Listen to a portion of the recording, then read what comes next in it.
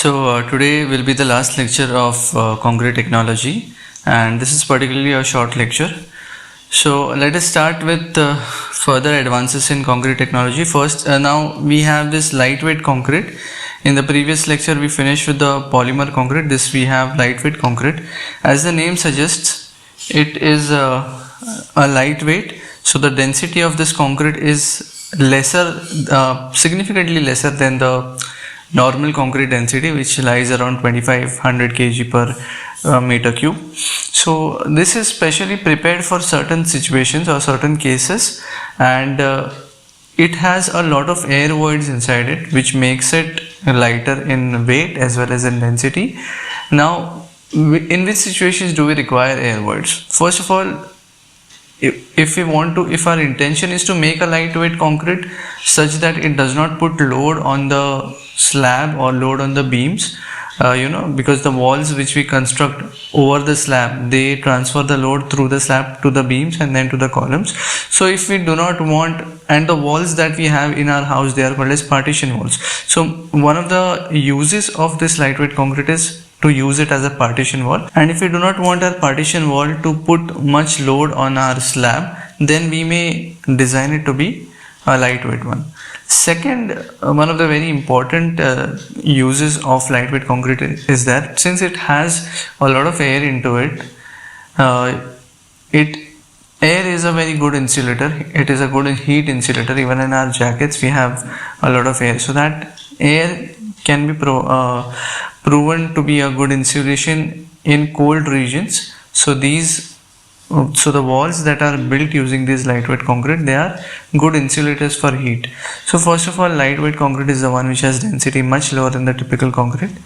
Then the density of lightweight concrete is around 1440 to 1840 kg per meter cube, whereas the normal concrete has density of 2500, roughly around 2500 kg per meter cube.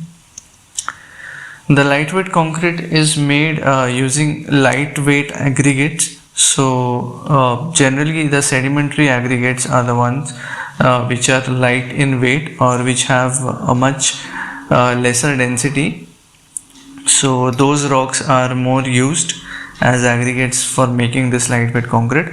Also, many a times air is also introduced artificially, and we call it as air entraining. And sometimes we also introduce some foamed structure, cellular or foamed structure inside the concrete. Types of lightweight concrete. So first is lightweight aggregate concrete based on the lightweight aggregates used. This is the first type. So this is prepared using lightweight aggregate like pumice. Pumice, if you know, it is a rock that can float on water. So it has density lesser than the density of waters, so it can even float on water. Even we have produced concretes which can float on water. So this is how the pumice looks like. You can see there are so many air voids into that particular stone. Foamed slag. This is how a foamed slag would look like. It is just like a air entrained slag or something like that. Next is expanded clay, and next is shales. Then sintered, pulverized. So these are the lightweight aggregates that we can use into our concrete. Next type is aerated concrete. So the concrete is usually made by addition of 0.2% of aluminium powder.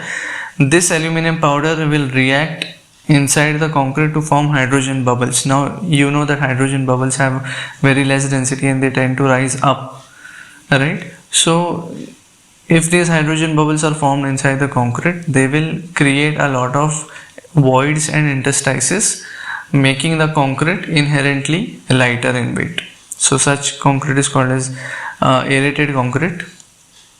Then no fines concrete. In this, only single size, that is 10 mm or single size of 20 mm coarse aggregate is used. When we use only single size coarse aggregate, then what happens, that their size is same.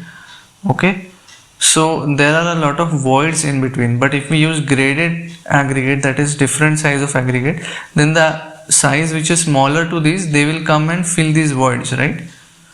But if we use single size aggregate, then that is not the case, and we get a lot of more voids into the concrete. Due to this, the voids are more, and also the aggregates used are lightweight aggregates.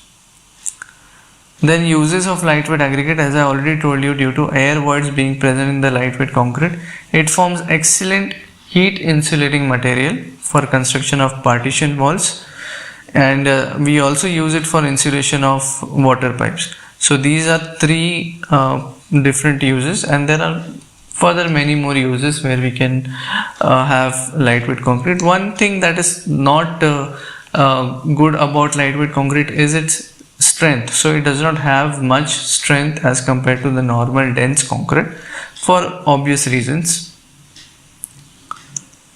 Then we have, as opposed to lightweight concrete, we have heavyweight concrete. So if lightweight concrete was the one which was having less density than the normal concrete, heavyweight would be the one which would be having more density than the normal concrete. So, and since lightweight was made using lightweight aggregates, this would be the one which is made using heavy natural aggregates such as barytes, magnetite, or manufactured aggregates such as iron or lead shots. The main land-based application is for radiation shielding or medical or nuclear. So wherever there is a nuclear power plant, there are a lot of activities that go inside the nuclear power plant, such as, and there is a lot of radiation inside. This radiation is harmful for the workers working there as well as people who reside nearby the nuclear power plant. Hence, such structures are generally made using heavyweight concrete such that the radiation cannot surpass the body of the concrete and it fades away when it tries to do so. Offshore heavyweight concrete is used for ballasting for pipelines and similar structures, and even like in the offshore, those tetrapods you might have seen, or we call them as wave breakers. So those wave breakers are, again, they are required to be heavy in weight. So in such case also this heavyweight concrete can be used. The density achieved will depend on the type of aggregate used. Typically using barytes, the density will be in the region of 3500, almost 1000 kg per meter cube is increased, which is 45% greater than that of normal concrete, while with magnetite the density will be 3900 kg per meter cube, or 60% greater than the normal concrete. Very heavy concretes can be achieved with iron or lead shots as aggregates, which will include 5900 kg per meter cube and 8900 kg per meter cube, which is like super heavy concrete. So even like handling this mix would be a task on site. Next is high strength concrete. So during the olden times when the construction used to take place, it was believed that the concrete cannot achieve strength more than 75 megapascals. Okay, but there are structures which, but in 2 decades we have built structures which can in which the concrete has strength of up to around 130 megapascals. So that is like almost double of that which was believed in the olden times. So American Concrete Institute defines high strength concrete as concrete with a compressive strength greater than 6000 psi or 41 megapascal. Now, manufacture of high strength concrete involves making optimal use of the basic ingredients that constitute normal strength concrete. When selecting aggregates for high strength concrete, producers consider the strength of aggregate, the optimum size of aggregate, the bond between the cement paste and the aggregate, and the surface characteristics of the aggregate. So all these parameters which are listed here, all of them have influence on the strength of the concrete, and while designing a high strength concrete mix, we have to be very careful while selecting all of them. Any of these properties could limit the ultimate strength of the high strength concrete. Now we have already designed a concrete mix design for M70 in the previous lecture. So we know how what admixtures we had used. In that we had used superplasticizer of polycarboxylate ether based one, and we had also used fly ash. Sometimes also with that we had used silica, right? So we need these filler materials such as fly ash, silica fumes and other mineral admixtures in high strength concrete. These materials impart additional strength to the concrete by reacting with Portland cement hydration products to create additional CSH gel, which is calcium silicate hydrate gel, the part of the paste responsible for concrete strength. So that calcium silicate hydrate gel is one of the main major substance that which is responsible for the strength of the concrete. It would be difficult to produce high strength concrete mixtures without using chemical admixtures. So we need a very high range water reducing admixtures for getting the high strength concrete. A common practice is to use a super plasticizer in combination with a water reducing retarder. Again, we had seen this. The super plasticizer gives the concrete adequate workability at low water cement ratios, leading to concrete with greater strength. So what super plasticizers actually do is the flocking of this concrete which is there, they break that flock such that the water is released from in between the flocks, because generally if super plasticizer is not used, you might be knowing how it works. The concrete, they form flocks like this, and in between the water gets trapped. It is important to break these flocks such that individual cement flock will get dispersed, and the water which was trapped inside, that can be now used for workability. So that is the basic purpose of a super plasticizer. The water reducing retarder slows the hydration of the cement and allows workers more time to place the concrete. By carrying loads more efficiently than normal strength concrete, high strength concrete also reduces the total amount of material placed and lowers the overall cost of the structure. If we use a high strength concrete, like, we can have much sleeker dimension of columns as compared to these big enormous columns. We can then go for much sleeker columns or much sleeker beams, so that the material is saved in this, as well as it can take the load for your structure. Let us now see some case studies and facts of certain very famous structures. And when we talk about famous structure in civil engineering, it should always starts with Burj Khalifa. So it is in UAE. Everyone knows about Burj Khalifa. Almost 330,000 cubic meter of concrete was used in the construction of Burj Khalifa. Almost 39,000 tons of steel was used. Concrete of strength up to 80 megapascals were used in the construction of Burj Khalifa. The tower took 22 million man hours to be built. So actually every there is plumber, there is foreman, then there are engineers. Everyone has man hours, like whatever hours they work, that is considered to be the man hours. So how many people working together, that can be cumulatively we can find how much work has gone into a particular project. So that this all comes into project planning. Okay. If you become a planning engineer, then this everything you will have to take a note of. It set a world record for highest pumping of concrete of up to 605 meters, and I think before this the record was with Taipei 101. That is one of the marvels of civil engineering.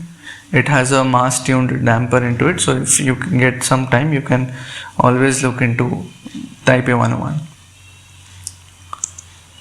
The structural system consists of high performance concrete. It's a concrete which has high strength, high durability, high workability and other aspects which aid in construction.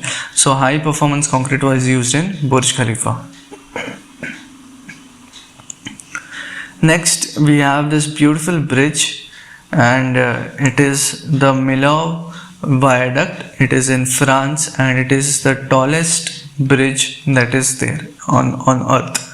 So this Millau Viaduct, it is the tallest bridge as of year 2020 with a structural height of 336.4 meters.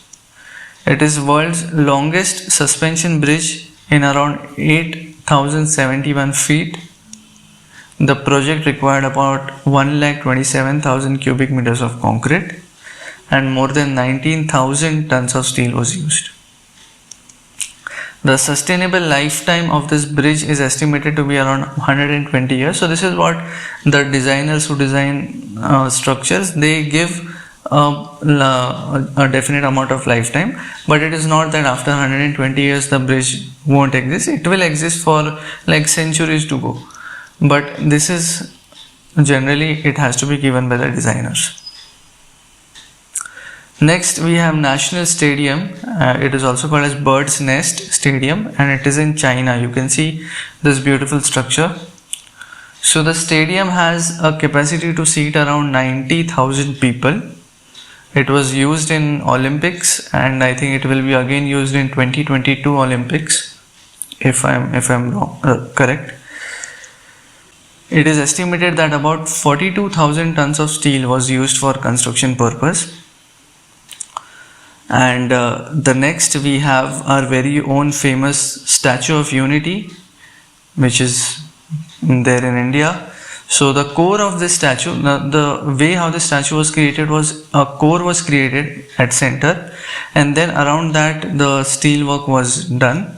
So that core of the statue is created using 210,000 cubic meters of concrete, and the steel also has, and that core which was created, that is obviously RCC.